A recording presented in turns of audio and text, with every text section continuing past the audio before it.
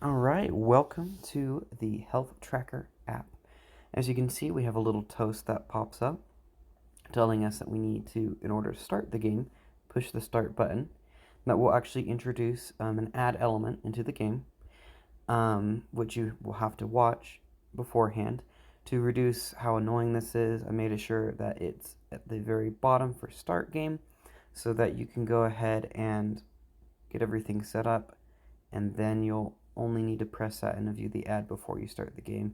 Since games are generally long in card games, then it makes it so that you're not going to be constantly interrupted or viewing this ad, which is pretty nice. We do have communication between our different screens. If we go over here to settings, we can see that we can change some elements, such as I can change the name David here for one of our players, and I can change the other name to Alice.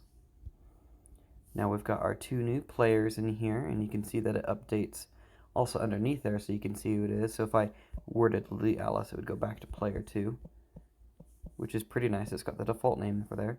We can go ahead and use the seek bar to also have a text watcher. Let's say I'm playing a game where the HP is 35. There we go.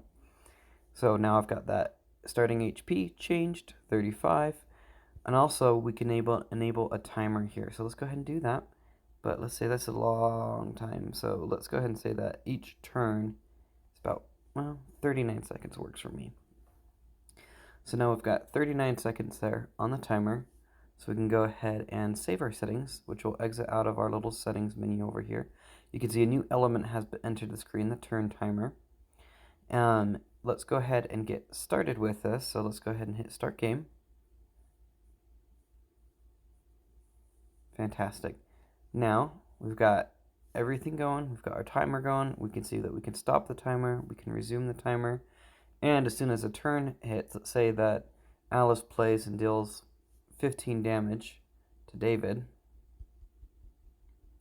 Go ahead and handle that. You see the turn timer has reset. If you do need to reset the turn timer at any point, you can always just go up and down. 1. It'll continue like this